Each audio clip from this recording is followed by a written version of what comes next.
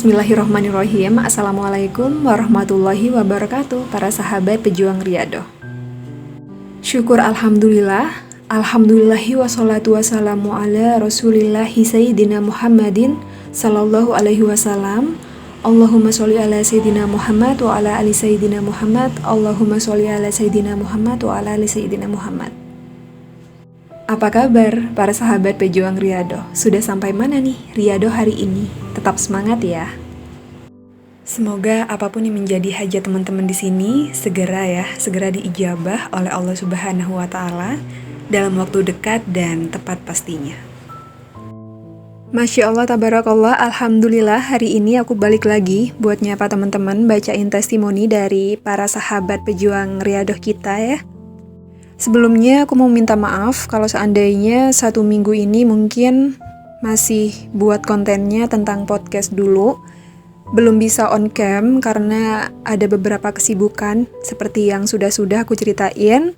Karena aku itu sekarang bisnisnya di jasa desain dan alhamdulillah akhir-akhir ini tuh banyak banget project. Terus masih dihandle sendiri, jadinya aku masih rada susah kayak gitu loh bagi-bagi waktunya. Dan buat teman-teman yang udah masuk ke dalam grup Riyadhah W40H, makasih banget. Itu anggotanya udah nyampe 6.000, padahal kemarinnya cuman berapa ya, 3.000-an kayak gitu. Terus buat teman-teman yang nge-DM, yang ngechat WA, Telegram, komen, maaf kalau seandainya aku jarang bacanya. Bukan jarang sih sebenarnya, lebih ke belum bisa bales karena memang banyak banget. Terus aku bingung kayak gitu loh, mau balesnya tuh yang mana. Jadi yang sabar ya, pasti aku jawab kok meskipun lama. Nah, hari ini aku bakal membawain testimoni dari KUML FDLA. Nah, beliau ini sempat share ya pengalamannya tentang Riyadhah W40H. Seperti apa ceritanya dan pengalamannya, kita langsung aja baca. Bismillahirrahmanirrahim. Assalamualaikum Kak Ovi. Waalaikumsalam Kak. Nah, aku mau cerita sedikit nih. Hari ini aku tadi sholat duha, tapi sebelum sholat duha aku baca Riyadhah Yasin Waqiah. Nah, baru sholat duha, abis itu sholawatan ditambah zikir pagi. Dan alhamdulillah siang menjelang sore hari ini aku dapat rezeki dari temen aku. Dia ngasih pinjaman tanpa dia meminjamkan. Oh, maksudnya di sini mungkin ngasih uang kali ya, ngasih uang tanpa dia meminjamkan. Dan dapat kabar juga dari supervisorku bahwa bulan ini sisa gajianku tuh turun. Alhamdulillah banget. Di sini aku seneng gak karuan Kak. Allah tahu apa yang aku butuhkan. Tambah semangat. Riyadhahnya ditambah sholawatannya setiap habis sholat.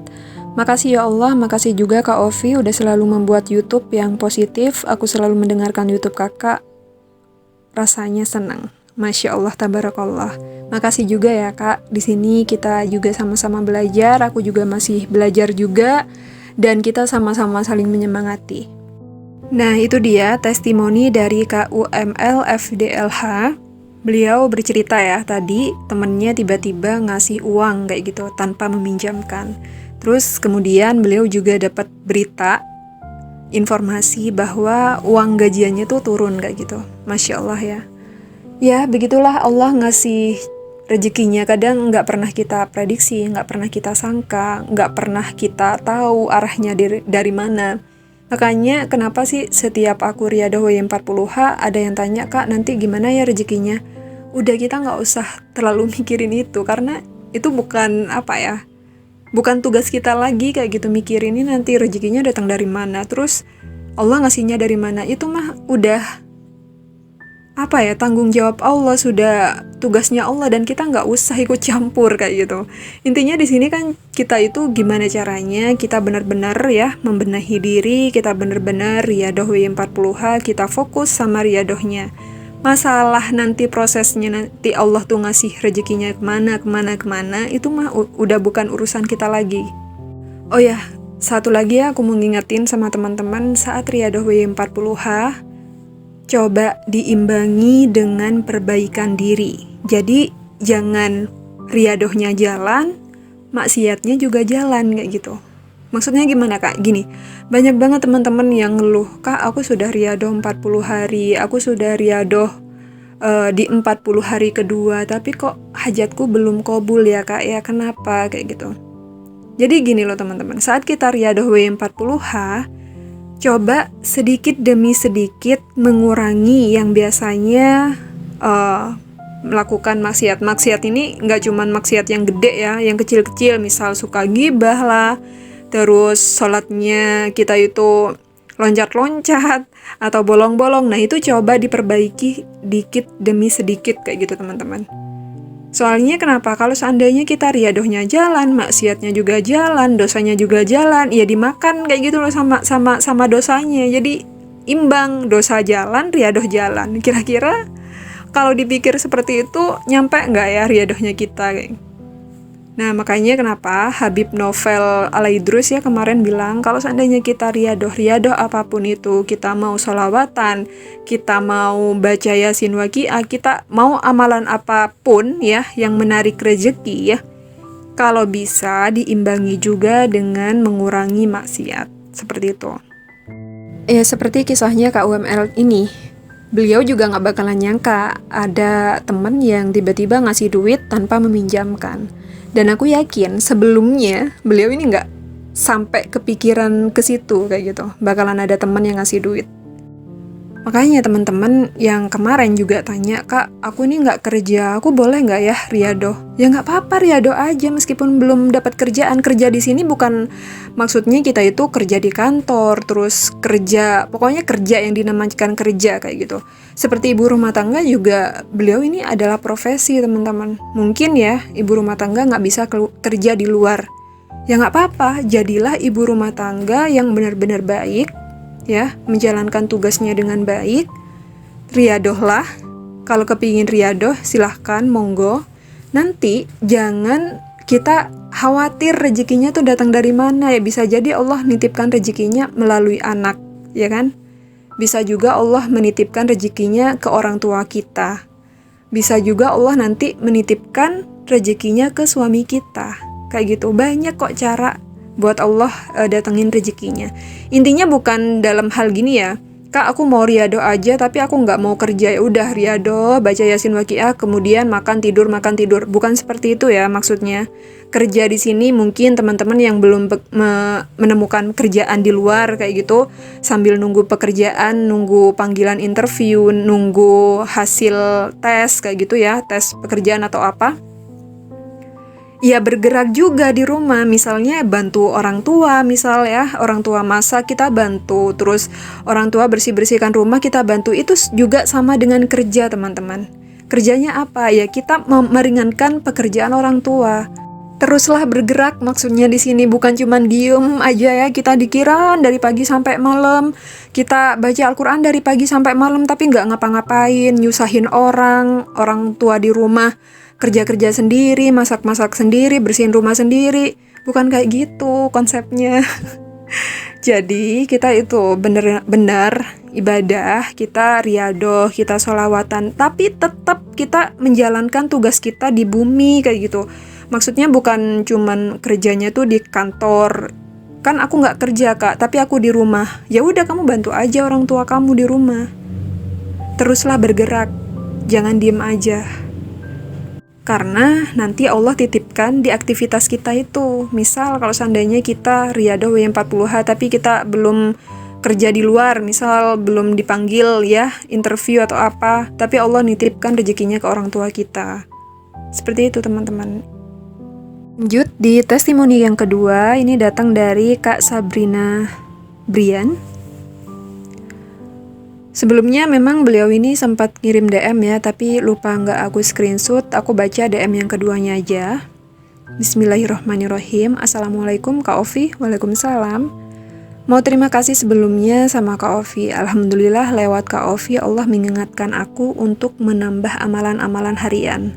Mau sedikit cerita, semoga bisa menambah semangat teman-teman yang baru mulai. Di chat sebelumnya ini, baca di atas ya Kak, aku awalnya mulai dari Al-Waqiah, sehari sekali setiap hari. Alhamdulillah setelah beberapa minggu Allah kasih kepercayaan aku hamil, alhamdulillah. Pelan-pelan kemudian nambah Yasin, alhamdulillah aku bisa lahir normal dan suamiku diangkat Kak jabatannya. Dan Allah mencukupkan dan memudahkan aku untuk memenuhi kebutuhan bayi. Lalu sekarang, alhamdulillah, aku baru di hari ke-8 kemarin ngamalin sholawat yang 400 kali. Setiap malam bisa dilihat di absensi SYA 40H. Nah ini tuh ngamalin sholawat Syajaratul Nuqut ya teman-teman. Jadi sholawat Syajaratul Nuqut itu memang wajib dibacanya itu setelah Isya. Nah setelah Isya ini maksudnya bukan setelah harus sholat Isya, enggak. Meskipun kita masih belum sholat Isya, kita langsung baca nggak apa-apa. Tapi memang lebih baiknya kita sholat dulu, jangan nunda-nunda sholat. Baru setelah itu kita baca sholawat Syajaratul Nuqut 400 kali. Bunyinya seperti ini.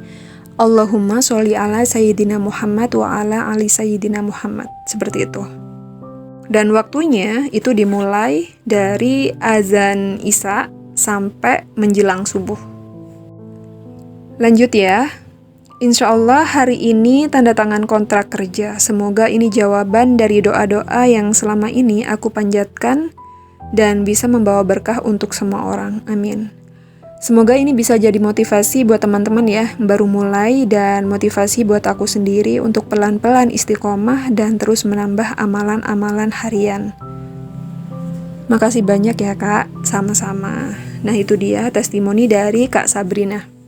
Buat teman-teman yang masih bingung apa sih sholawat Syajaratul Nuqut itu, nah sholawat Syajaratul Nuqut itu ya kalau seandainya kita rutin bacanya, setelah Isya 400 kali, itu sama halnya kita punya pohon uang di rumah.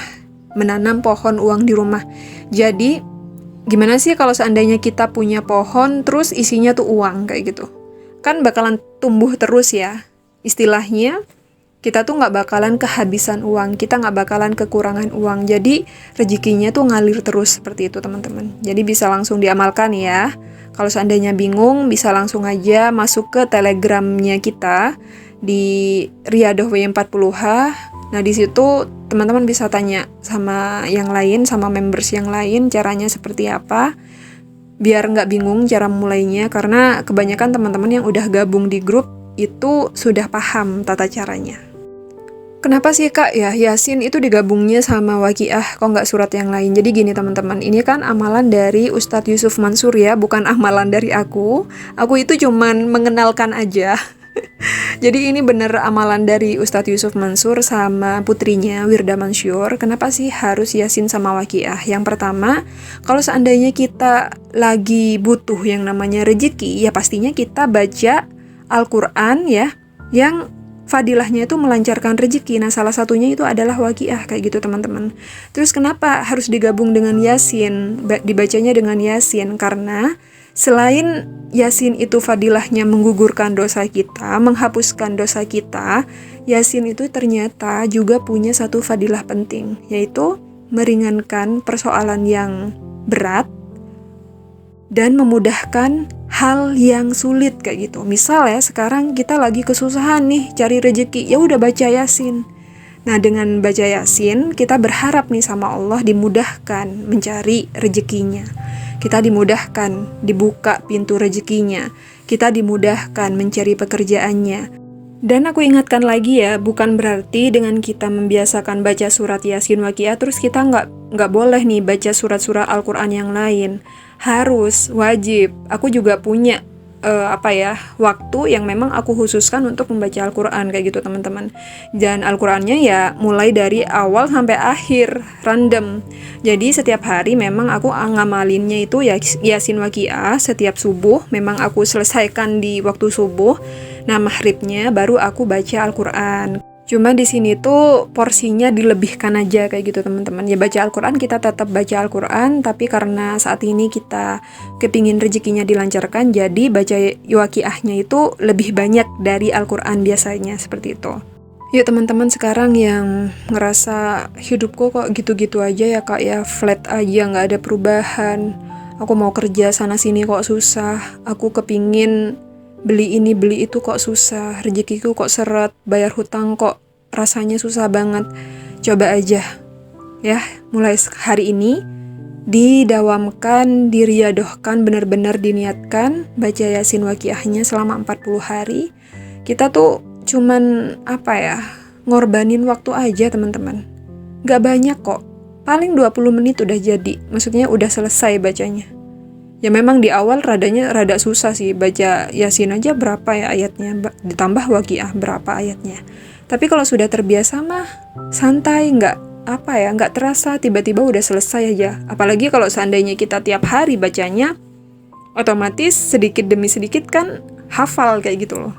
Jadi lebih mudah membaca. Dan jangan lupa ya, ditambah istighfar juga setiap mengamalkan apapun. Kalau bisa 1 hari itu 100 istighfar.